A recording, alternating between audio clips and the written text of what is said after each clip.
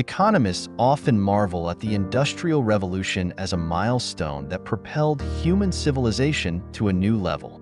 Indeed, the steam engine multiplied the efficiency of transportation and other machinery by hundreds of times. Countless inventions like electric lights, refrigerators, televisions, and air conditioners greatly facilitated and enhanced people's lives. However, it was precisely this Industrial Revolution, seemingly just yesterday, that significantly catalyzed human greed. From the onset of the Industrial Revolution, money ceased to be a simple medium for trading physical goods. It became a symbol of capital in the exchange process, even for non-physical goods like labor. Moreover, it became a brutally realistic symbol of capital. Amid the rampant human greed, the formula of money evolved into commodity, including labor, money, ruthless capital accumulation. The enclosure movement in 18th century Britain, which reached its peak, led to a large number of farmers losing their land, which they depended on for survival. These farmers became proletarians, forced to migrate to cities and join the burgeoning army of industrial workers as the world was entering the industrial age. With nothing to their name, these farmers had to sell their only valuable asset, their labor.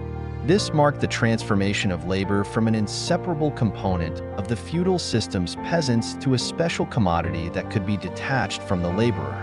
Since it became a commodity, its value and price could be determined by the market forces of supply and demand and could be traded through the medium of money.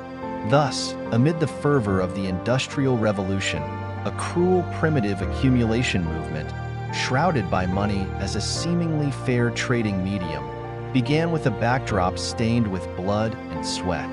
Capitalists, who set up factories, converted money into capital for expanded reproduction by purchasing labor. On the surface, they hired workers, paid wages in money, and used the labor of these workers to produce goods. These goods were then sold at higher prices, generating profits, and this process was repeated continuously, accumulating capital. The capitalists themselves acknowledged that labor was part of capital, a purchasable resource that could appreciate and create wealth through the workers' labor. However, the reality was far more cruel than what the capitalists described. In the capitalist era, labor not only became a commodity but also produced surplus value in the trading process with money.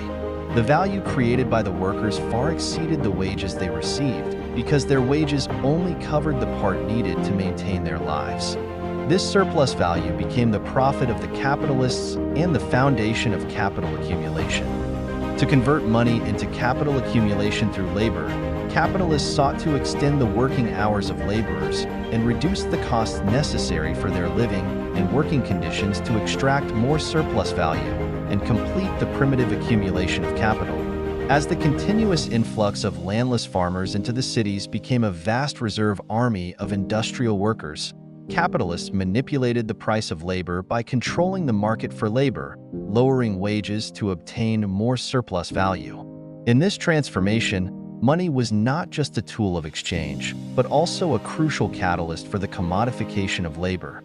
According to Pearl's standard, fundamentally, the existence of capital is a prerequisite for capital accumulation, and money exacerbates the growing wealth gap between the rich and the poor.